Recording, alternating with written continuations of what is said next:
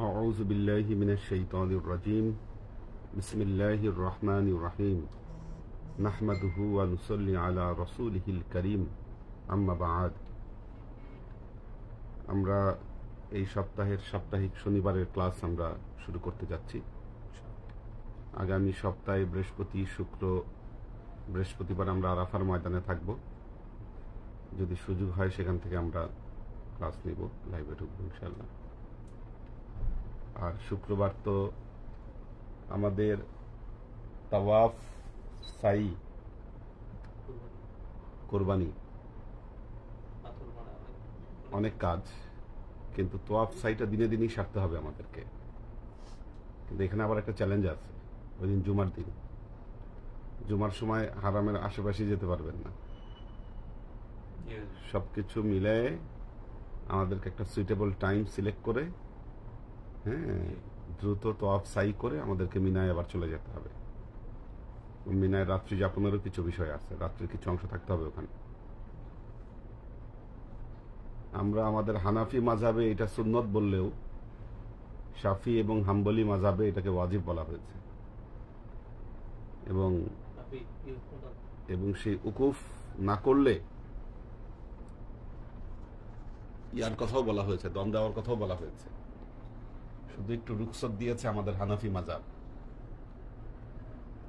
কিন্তু আমার মতে এটাও হেলাফেলা করার কোনো সুযোগ নেই।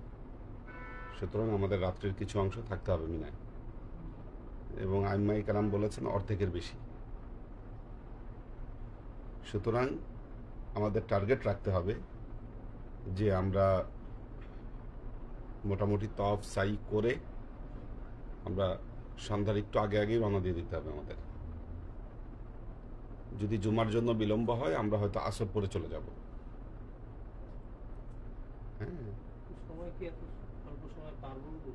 বলতে পারছি না, আসলে অবস্থা বুঝে ব্যবস্থা। হ্যাঁ, হবে না হলে নাই, ঠিক আছে, এটা অবস্থার উপর নির্ভর করছে। ঠিক আছে, আমরা হয়তো সময় একটু বেশি লাগতে পারে, মাতাফে যেতে পারবো কিনা এটা একটা চিন্তারই বিষয়। আসলে মাতাফে আমরা কতটুকু ঢুকতে পারবো কি, কারণ এবারের মতো এরকম দেখি নাই অন্যান্যবার। এই দিক দিয়ে ক্লোজ করে দিচ্ছে, ওই দিক দিয়ে ক্লোজ করে দিচ্ছে, এটা এর আগে ছিল না। আর মসজিদে অনেক ফাঁকা জায়গা থাকতেও বন্ধ করে দেয়, যেটা এর আগে হয় নাই। ওই দিন তো সব হাজিরাই তাওয়াফে জিয়ারা করবে, এমন হতে পারে মাথা বেশি ভরে গেলে গেটই বন্ধ করে দিতে পারে, বন্ধ করে দিতে চলে যাও, তাই করবে। এটা করার সম্ভাবনা আছে, ওটাই করবে, বন্ধ করে দিয়ে হয়তো দোতলায় তিনতলায় পাঠাই দিবে। এত মানুষ, যদিও আমাদের সাই তাওয়াফ করার সুযোগ পরের 2 দিনও আছে, কিন্তু বারবার মিনা থেকে আসা যাওয়া করা যাবে না।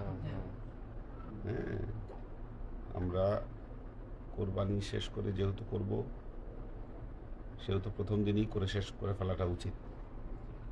আর এটাই সহজ উপায়। না হলে যদি আমরা চিন্তা করি যে না, আমরা এক গ্রুপ কোরবানি করতে যাই, আরেক গ্রুপকে তাঁবুতে পাঠিয়ে দিই, তাঁবু চিনতে পারতে ভুল হইতে পারে, একটা হজবরল লেগে যাবে, এটা করাই যাবে না। সুতরাং আমাদের জামালা থেকে ফিরে আসতে হবে হোটেলে, ফিরে এসে আবার একসাথে চলে যেতে হবে। এটাই সর্বোত্তম ডিসিশন। তো যাই হোক, আল্লাহ আমাদের সবাইকে হজ্জে মাবরুর দান করুক, এটাই গুরুত্বপূর্ণ বিষয়। কারণ এতদিন যা করেছেন সব এক্সট্রা নফল, এখন আসল কাজ শুরু। গুরুত্বপূর্ণ কাজ কিন্তু এটা আমরা এখন যেটা করব, এবং মোটামুটি ভালোই পরিশ্রমের কাজ। সেই জন্য যারা এতদিন পরিশ্রম করছেন, এই কয়টা দিন কমপক্ষে রেস্টে থাকেন। হ্যাঁ, কারণ সময় আর বেশি দিন নাই। তো আজকে কয় তারিখ? 31, 1, 2, 3 তারিখ রাতে আমরা চলে যাচ্ছি। 2 দিন পরেই আমরা চলে যাচ্ছি, সময় আমাদের হাতে নাই আর বেশি। এই জন্য শারীরিক সুস্থতা ধরে রাখা এটা গুরুত্বপূর্ণ বিষয়। আমরা যে বিষয় নিয়ে আজকে আলোচনা করব মানুষ, ইনসান, দার্শনিক আলোচনা। 18,000 মখলুকাতের ভেতরে মানুষ শ্রেষ্ঠ। কি আছে মানুষের মধ্যে? এমন কি আল্লাহ মানুষকে দিলেন যা 18,000 মখলুকাত থেকে মানুষকে শ্রেষ্ঠত্বের কাতারে আলাদা করে নিয়ে আসলো? আমাদের জহির ভাই কই? আচ্ছা, ফোন বন্ধ করে ঘুমাইছে। আচ্ছা, পরিশ্রম বেশি করছে উনি। হ্যাঁ, একটু রেস্ট নিক 2-3 দিন উনি। হ্যাঁ, আর এই 2-3 দিন কেউই শরীরের উপর লোড দিয়েন না। হ্যাঁ, মোটামুটি ইয়াতে থাকেন। তো কোন জিনিসটা মানুষকে শ্রেষ্ঠ করলো, আলাদা করলো? যদি বলি বাক শক্তি, মানুষ কথা বলতে পারে, হাইয়ানুন নাতিকুন, এই শক্তি আল্লাহ মানুষকে দিয়েছে। এটা একটা বড় শক্তি। যদিও কোরআন অনুযায়ী বোঝা যায় এই বাক শক্তি আল্লাহ জিনদেরকেও দিয়েছে, ফেরেশতাদেরকেও দিয়েছে। কুল ওহিয়া ইলাইয়া আন্নাহু ইসতামারা নাফারুম মিনাল জিন্নি ফাকালু ইন্না সামি'না কুরআনান আজাবা। যে আমরা এক আশ্চর্য কোরআন শুনলাম। বাক শক্তি না থাকলে তো কথা বলতে পারতাম না। ফেরেশতাদেরও আছে। وَإِذْ قَالَ رَبُّكَ لِلْمَلَائِكَةِ إِنِّي جَاعِلٌ فِي الْأَرْضِ خَلِيفَةً قَالُوا, তারা বলল, আতাজআলু ফিহা মাই ইউফসিদু ফিহা ওয়া ইয়াসফিকু দিমা, এমন সৃষ্টি আপনি তৈরি করবেন যারা পৃথিবীতে মারামারি করবে, রক্ত প্রবাহিত করবে। কি দরকার? আল্লাহ বললেন, ইন্নী আ'লামু মা লা তা'লামু, আমি যা জানি তা তোমরা জানো না। আল্লাহ মানুষের মধ্যে এমন এক মোহনী শক্তি দিয়েছে যা পৃথিবীর কোনো সৃষ্টিকে দেয়নি। সেটি হলো প্রেম, ভক্তি, ভালোবাসা, মহব্বত। এটা মানুষকে পুরো সৃষ্টি জগৎ থেকে আলাদা করেছে। কাল কিয়ামতের ময়দানে ইয়াউমা ইয়াকুমুর রূহু ওয়াল মালাকু সাফফা লা ইয়াতাকাল্লামুনা ইল্লা মান আযনা লাহুর রহমান। কাল কিয়ামতের ময়দানে মানুষ, জিন, সমস্ত জাতি আল্লাহর সামনে কাতারে কাতারে দাঁড়িয়ে যাবে।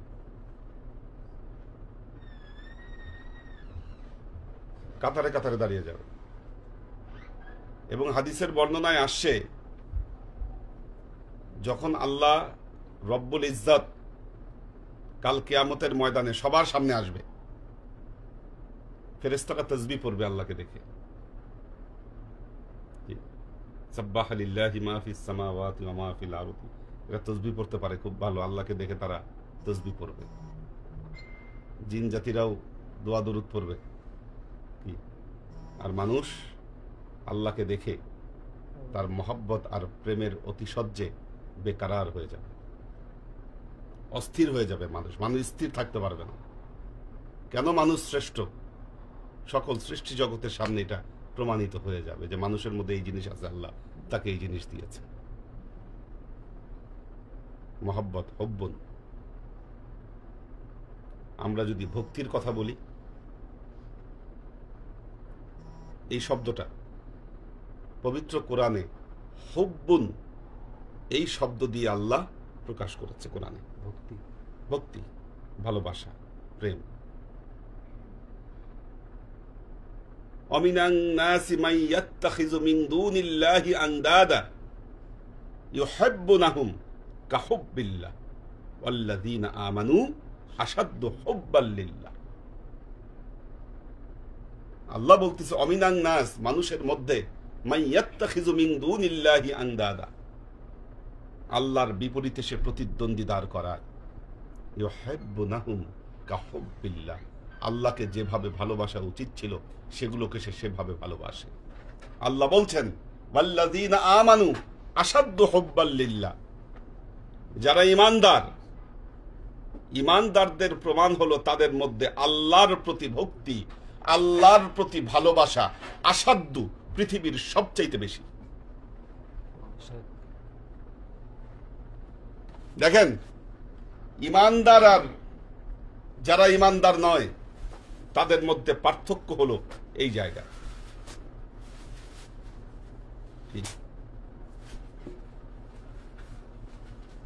যিনি ঈমানদার, যিনি ঈমানদার নন, এই দুয়ের মধ্যে পার্থক্যটা হলো এই জায়গায়, আসাদ্দু হুব্বাল লিল্লাহ। এই যে হুব্বুন শব্দটা পবিত্র কোরআনে আল্লাহ প্রেম, ভক্তি, ভালোবাসা এই অর্থে ব্যবহার করছে। ওয়া তুহিব্বুনাল মালা হুব্বান জাম্মা, আল্লাহ বলতেছে তোমাদের সমস্যা কোথায়? ওয়া তুহিব্বুনাল মালা হুব্বান জাম্মা, তোমরা মালকে তোমরা এত ভালোবাসো, এত ভক্তি করো যে এটার কোনো অতুলনীয় তোমাদের মধ্যে ম্যাটেরিয়ালিস্টিক যে টেন্ডেন্সি, ম্যাটেরিয়ালিস্টিক মোহ এতই বেশি যেটা তোমাদেরকে আল্লাহর ভক্তি, আল্লাহর ভালোবাসা থেকে বিরত করে ফেলেছে। আমরা তরিকার ভাষায় কি বলি? একটা হলো শরীয়ত, একটা হলো মারেফাত। শরীয়ত হলো রুলস অ্যান্ড রেগুলেশন, আইন কানুন। একটা জিনিস মনে রাখবেন, যেখানে ভালোবাসার সূচনা, যেখানে ভক্তির সূচনা, সেখানে আইনের সমাপ্তি।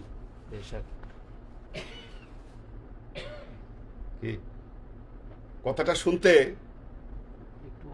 অন্যরকম মনে হইতে পারে যে হুজুর এটা কি বলেন, আমি প্রমাণ দিচ্ছি।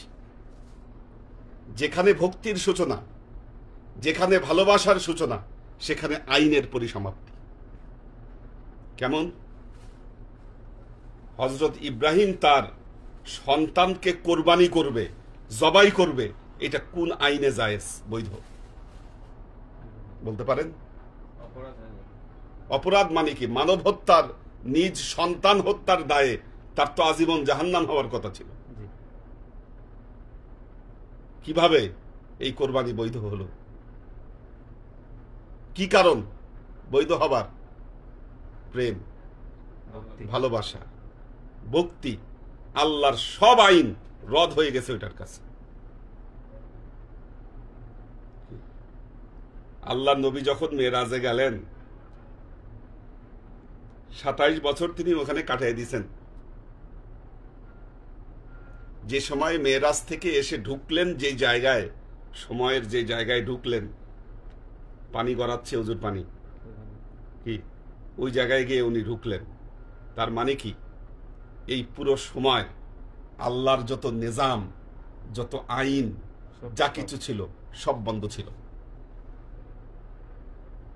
এই যে আমরা চলাফেরা করতেছি, কথা বলতেছি, সব বন্ধ। যে যেভাবে আছে সবকিছু স্টপ। 27 বছর। কিসের কারণে? আল্লাহর এই আইনকে রদ করে দিলেন তার মাহবুবের প্রতি ভালোবাসার কারণে, ভক্তির কারণে, মহব্বতের কারণে। আর পৃথিবীতে যারা এই ভালোবাসার অনুপম নিদর্শন যারা প্রকাশ করতে পেরেছে, তাদের নাম আজ ইতিহাসের খাতায় স্বর্ণাক্ষরে লেখা আছে। আজকে মা হাজেরার নাম স্বর্ণাক্ষরে লেখা আছে। আপনি সাফা মারোয়াত সাই করেন, আজকে আল্লাহ এটাকে তার শেয়ার বানায় দিছে তার এই মহব্বত এবং ভক্তির কারণে, আল্লাহর প্রতি তার অবিচল যে তার ইস্তেকামত, এটার কারণে। আজকে আপনি মিনায় অবস্থান করেন, মুজদালেফায় অবস্থান করেন, এই যে শায়রিল্লাহ আল্লাহ যেগুলোকে বানিয়ে দিয়েছে, তার একমাত্র কারণ ছিল এই কিছু ব্যক্তিবর্গ, কিছু নবী, তাদের প্রতি কি আল্লাহর প্রতি তাদের যে মহব্বত, তাদের যে ভালোবাসা, তাদের যে দৃষ্টান্ত, এগুলোকে আল্লাহ পুরো পৃথিবীর বাসীর কাছে নিদর্শন বানিয়ে দিয়েছে।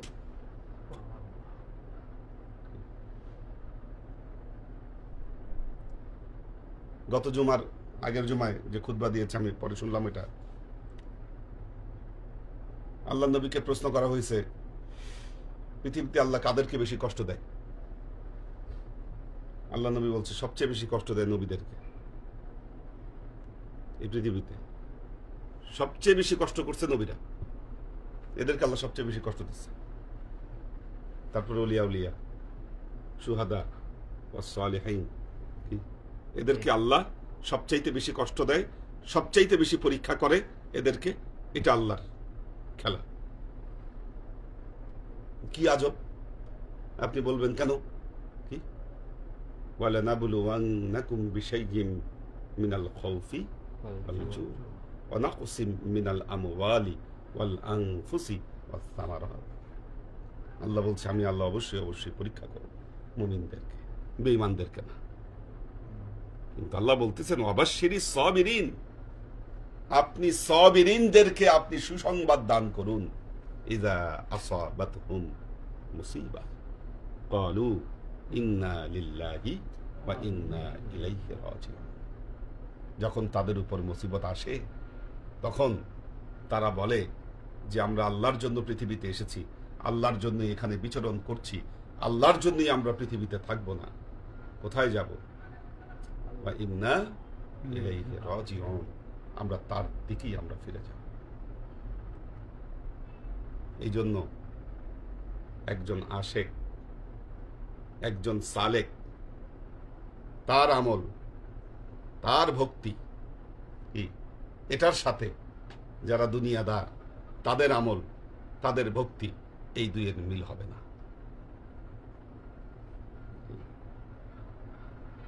মিল হবে না।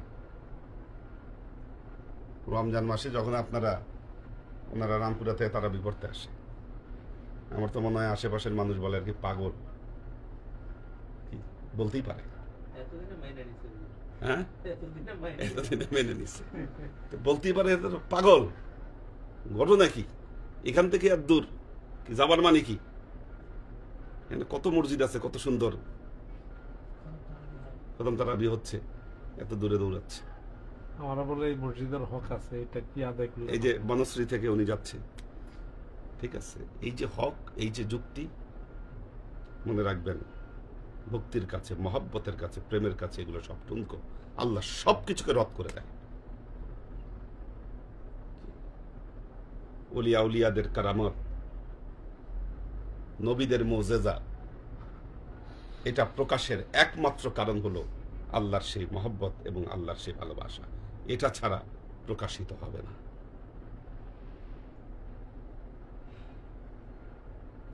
আল্লাহ ভক্ত মানুষের কাছে যা প্রকাশিত হবে, সাধারণ মানুষের কাছে সেই রহস্য কোনোদিনই উন্মোচিত হবে না, কোনোদিনও প্রকাশিত হবে না।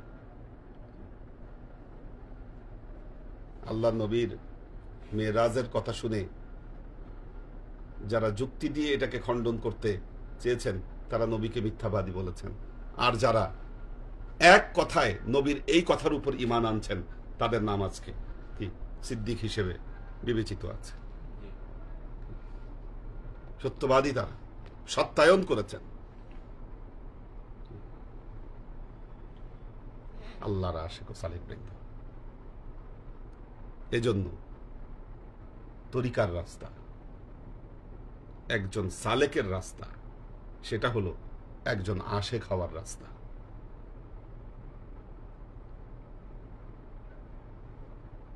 এখন ধরেন বাইতুল্লাহ,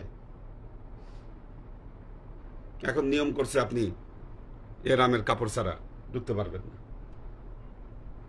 শরীয়ত কি বলে, ইথিক্স কি বলে, আমি ঢুকবো না।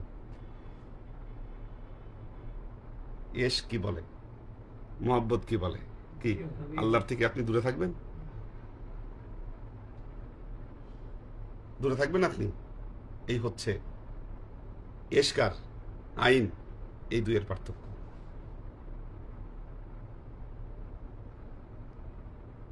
আমরা দুটোকে সমন্বয় করেছি। আমাদের জন্য এই আইন, মেয়েদের জন্য তো আইন হচ্ছে উমরা ছাড়া মাতাফে যাবে না। এখন এনারা যে আইন ভঙ্গ করছে আপনি কি বিচার করবেন ওনাদের? এনারা তো উমরা ছাড়াও ঢুকে গেছে। ছেলেদের জন্য উমরা করা, মেয়েদের জন্য উমরা সহ ঢুকার। এখন ওনাদের তো স্পেশাল ড্রেস নাই, এই জন্য ওনারা ঢুকে গেছে। এই জন্য কি বিচার করবেন ওনাদের? বিচার করবে কে করলে?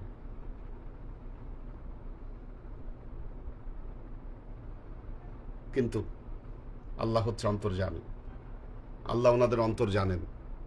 কি আমি বলেছিলাম গতকাল যে এই জবাবটা দিব আজকে। এই জন্য হাফিজ বলছেন বামাই সাজ্জাত রঙ্গিন কুন গরত পীর মুগান গোয়া সালেক নবওয়াত রাহওয়া রাসমে মঞ্জিলহা। তোমার পীর যদি বলে তুমি তোমার যায় নামাজকে শরাব দিয়ে রঙিন করে দাও, কারণ তিনি জানেন তোমার পথের শেষ কোন জায়গায় হয়েছে। সূরা কাহাফ, প্রতি শুক্রবারে আমাদের সূরা কাহাফ পড়া হয়। আল্লাহ তাকে নূর দান করবেন যে সূরা কাহাফ পড়বেন।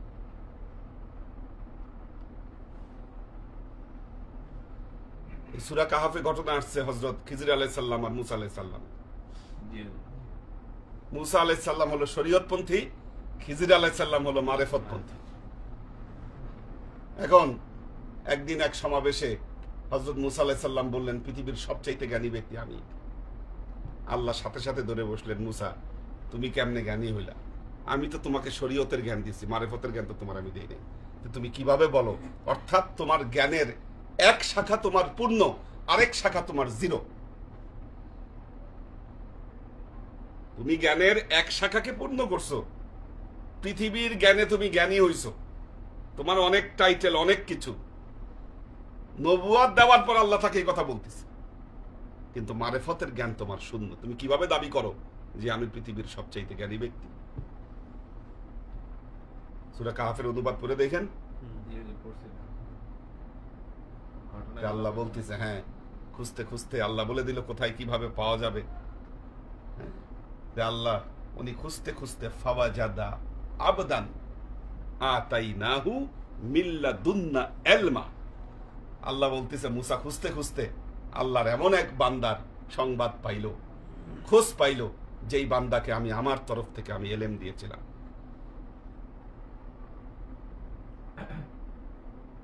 এবং মুসা আলাইহিস সালাম তাকে বলতেছে হাল আত্তাবিউকা, আমি কি আপনাকে ইত্তেবা করতে পারি, যাতে আল্লাহ আপনাকে যে জ্ঞান দিয়েছে এই জ্ঞান আমি একটু লাভ করতে পারি। হযরত খিজির আলাইহিস সালাম এক কথায় তাকে জবাব দিলেন, ইন্নাকা লান তাসতাতিআ মাইয়া সাবরা, তুমি আমার সাথে সবর ধৈর্য ধরে লেগে থাকবা, এটা তোমার পক্ষে সম্ভব না। কাইফা তাসবিরু, কেমনে তুমি সবর করবা? আমার কাছে যে জ্ঞান আছে এটার তো খবরই তোমার কাছে নাই। লাম তুহাইত বিহি খুবরা, বলতেছে তোমার তো এটার কোনো খবরই নাই, তুমি কেমনে করবা? উনি বলল যে না, ইনশাআল্লাহ আপনি আমাকে সবরকারীদের অন্তর্ভুক্ত হিসাবে পাবেন, আমাকে সুযোগ দেন। এখন রাস্তা দিয়ে উনি যাচ্ছে আর একটা করে ঘটনা ঘটাচ্ছে। এক বাচ্চার মাথায় বাড়ি মেরে মেরে ফেললো, নৌকা ভেঙে দিল। এগুলা কোনোটাই শরীয়তের দৃষ্টিতে জঘন্য অপরাধ। নৌকা পার করে দিছে, সেই নৌকাওয়ালা নৌকা ভেঙে দিছে। সে সাহায্য না করলে তো পার হইতে পারতো না, কিন্তু নৌকাই নষ্ট করে দিল। রাস্তা দিয়ে বাচ্চা খেলতিছে, মাথায় বাড়ি মেরে মেরে ফেললো। এটা কি একটা শিশু হত্যা? আপনি মারাত্মক কাজ করলেন। উনি বারবারই বললেন, যতবারই একটা করে প্রশ্ন করলো আর বলল, আমি কি তোমাকে বলি নাই ইন্নাকা লান তাসতাতিআ মাইয়া সাবরা, ধৈর্য ধরে লেগে থাকতে পারবা না? তো শেষে এক গ্রামে গেল, তারা তাকে সম্মান করলো না, তারাই দিল। বাইর হবার পরে একটা স্থাপনা ছিল, এটা সুন্দর করে সে আরো বানিয়ে দিল। তো মুসা আলাইহিস সালাম বলে, এটা আপনি করলেন কি? আপনি চাইলে তো কিছু টাকা পয়সা নিতে পারতেন এদের কাছ থেকে, হুদাই পরিশ্রম করলেন আপনি। খিজির আলাইহিস সালাম বলল, হাযা ফিরাকু বাইনি ওয়া বাইনাক, এখন থেকে তোমার আমার ফেরাক, তোমার পথ একদিকে, আমার পথ আরেক দিকে। তুমি প্রমাণ করছো তুমি আমার সাথে লেগে থাকতে পারবে না।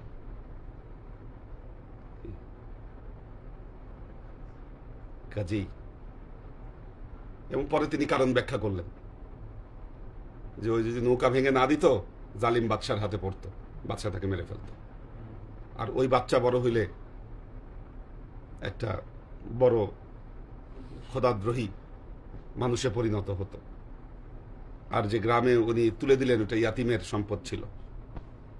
ব্যাখ্যা করলেন কারণ পরে, কিন্তু বললেন এখন তোমার সাথে আমার ফেরা।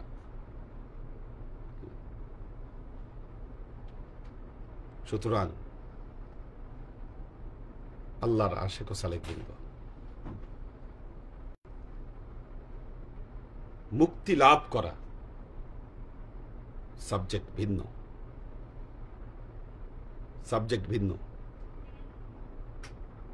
সওয়াব, আমাদের দেশে একসময় মানুষ খালি সওয়াবের গল্প করছে, এই ইবাদতে এত সওয়াব, ওই ইবাদতে এত সওয়াব। সওয়াব দিয়ে করবেন কি যদি আপনার ভেতরে পরিবর্তন না আসে? শয়তান আপনার এই সওয়াব কি পথভ্রষ্ট করতে আপনাকে বেশি সময় লাগবে না। শয়তানে এক মুহূর্ত, মৃত্যুর আগ পর্যন্ত শয়তান গিয়ে আপনাকে ধোঁকা দেওয়ার চেষ্টা করবে।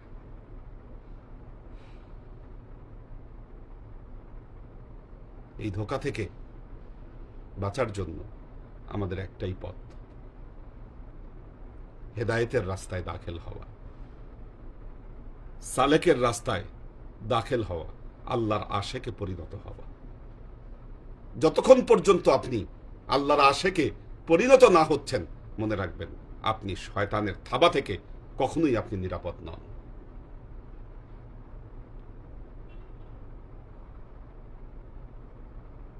যাক, আল্লাহ 6:30 বেজে গেছে, আধা ঘন্টা হয়ে গেছে। আমাদের সামনের দিনগুলোর জন্য প্রস্তুত থাকতে হবে। আল্লাহ যেন আমাদেরকে সহি সালামতে যেন আল্লাহ সবকিছু আমাদেরকে করায়। সহিফা বিনতে আমির, নুসরাত জাহান সারা, মোহাম্মদী তায়েবা, সুলতান আইরিন, জেবা ফারজানা, তাসনিয়া মুস্তাজির, জেসমিন আক্তার, শাকেরা আফজারা, হাসনাত জামিল মোহাম্মদী, আসমা আজিজ, আমরিন আফরিন, হুমায়রা চৌধুরী, এইচ.এম. মিল্টন, মাহফুজুল হক উজ্জ্বল, মুস্তাহিদ নূর মাহিন, আশরাফুল আনাম নাইম, মোহাম্মদ নাজিমুদ্দিন ভাইয়ের ফ্যামিলি আছেন, সুলতান মামুন, এম.কে. আলাল, পাখির ভেস, পন্না বিনতে কাদির, আব্দুর রহিম হিমেল, আসমাউল হুসনা, মীর মোহাম্মদ ইব্রাহিম, আব্দুল সালাম আজাদ, কবির হোসেন, মাসুদ কবির, মাকসুদ ওমর,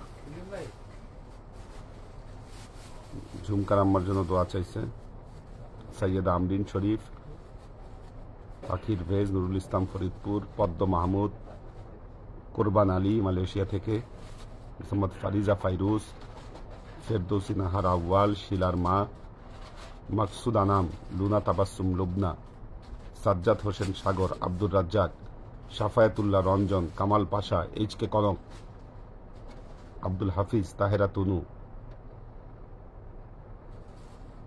মেরিয়াপা আছেন, মোহাম্মদ সিয়াম হোসেন, এ.কে. আজাদ, শফিকুল ইসলাম শাওন, মহিউদ্দিন ভাই আছেন, আব্দুল সাত্তার ভাই আছেন, মুসাম্মদ রত্না, শওকত ওসমান, মিহিকা জাহান, শেখ মোহাম্মদ সুরভি আক্তার নিপা।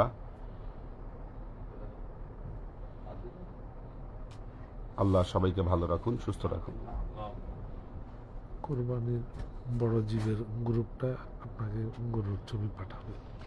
ও আচ্ছা, গরুর ছবি নাকি পাঠাবে, আজকে গরু দেখতে যাচ্ছে। আসসালামু আলাইকুম রহমতুল্লাহ। মহিউদ্দিন ভাই, শকত ভাই, ওই যে গরুর ক্রয়ের গ্রুপ হাটে গেলে হুজুর কেবলার কাছে ছবিগুলো পাঠাবেন, এটা একটু আপনারা বলে দিয়েন আর কি, ইনশাল্লাহ। আসসালামু আলাইকুম। ওরা যাওয়ার সময় ইয়া করছে, জানাইছে ওরা বের হওয়ার সময় বলছে ও, যে ওরা যাচ্ছে আর কি।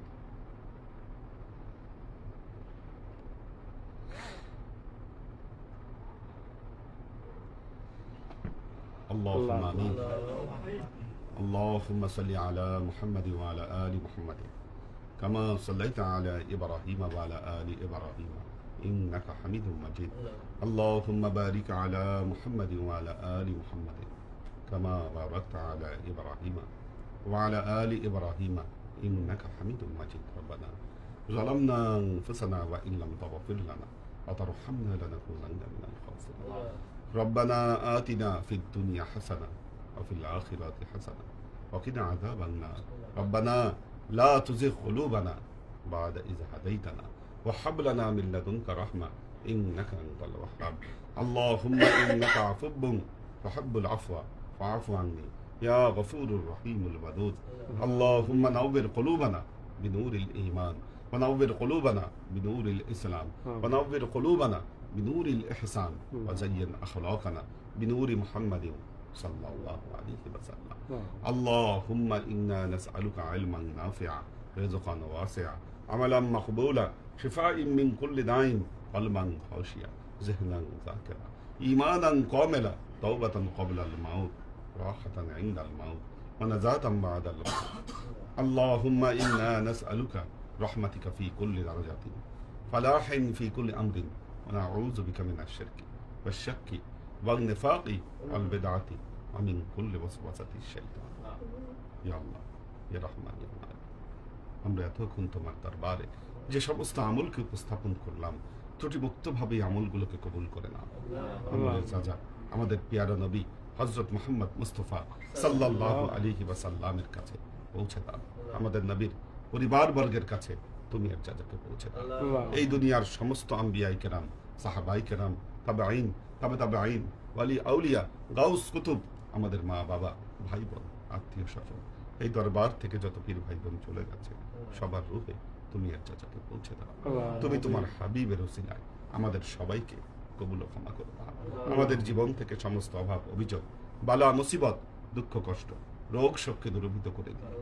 দৃঢ় হস্তে তোমার দ্বীনের খেদমতের তৌফিক তুমি আমাদেরকে দাও। আজীবন যেন তোমার হেদায়েতের পথে প্রতিষ্ঠিত থাকতে পারি সে তৌফিক তুমি আমাদেরকে দাও।